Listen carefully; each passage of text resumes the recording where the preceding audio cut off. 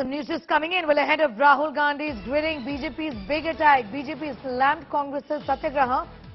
For Rahul, Shehzad Poonawalla says, third episode of National Herald Money Heist. BJP's first family of corruption bar at Gandhi's being made by Shehzad Poonawalla of the BJP.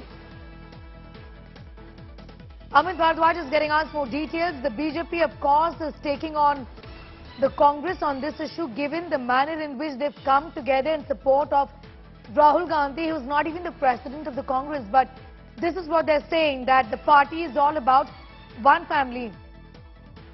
Okay, I'm going to come back to you, Amit, in a bit from now, going straight to Shehzad Poonawalla. Also, for more on that, Shehzad, you have in fact put out that tweet and you and your party have been at it. Here the Congress says, what's wrong in rallying behind your leader? Would the BJP have not done the same?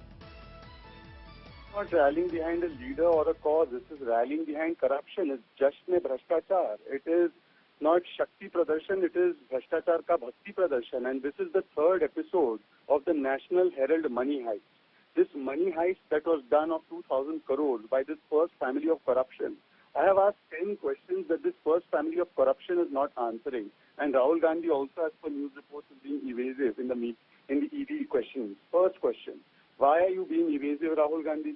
Second question, why did you use young Indians as a sham or a cloak to acquire 2,000 crores of AGL's property? Is this not a finding of the trial court and the high court? Are these court findings vendetta?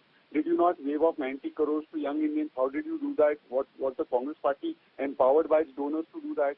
Did shareholders like Shantilal Bhushan of AGL not say that this was an illegal transfer of shares to the first family which had 76% shares in Young Indians? Did you not transact with Gotex? And I was seeing reports about this Gotex company on your channel right now. What charity was Young Indians doing till 2016, till the investigations began?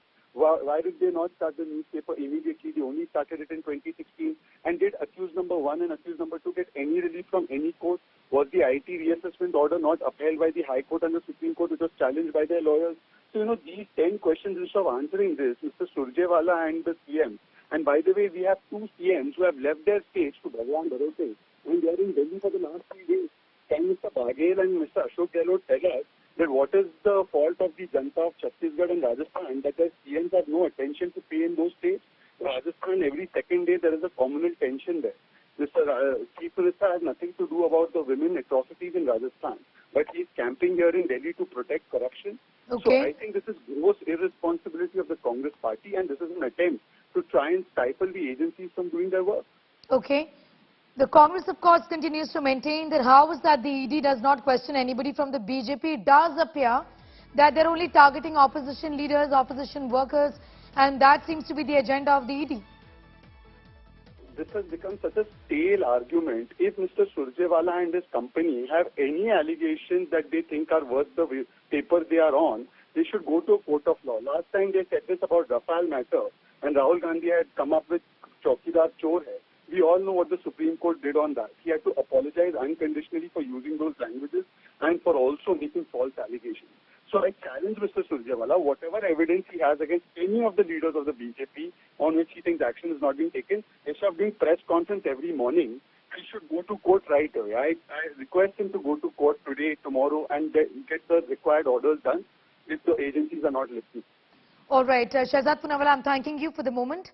And thank you for connecting with us and sharing your views with us. Of course, we'll also wait for a reaction and for the Congress to join in to tell us what they think about what the BJP has in fact been saying. Amit Bharadwaj continues to be with us.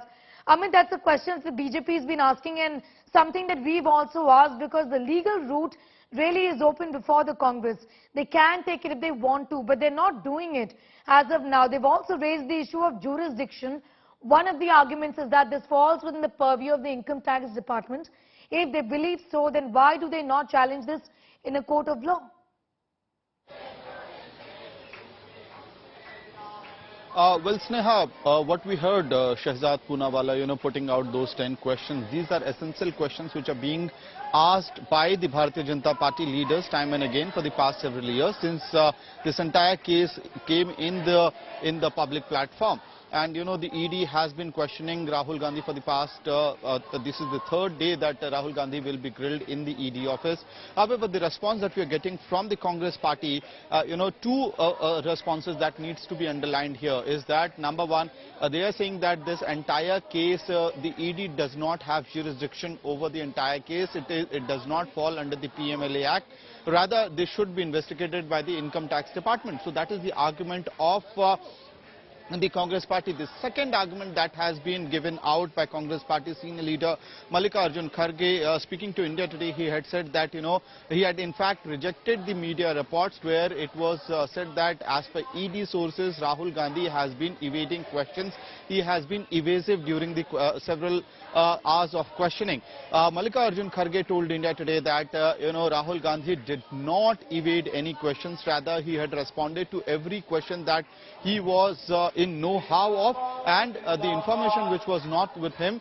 Normally, the ED should have, followed the modus of SOP in that particular case, that is giving written questions, and Rahul Gandhi would have responded with written answers, because it is not possible for an individual to be ready and prepared with each and every question that is being posed to him during any investigation. So these are the two central arguments being given out by the Congress party.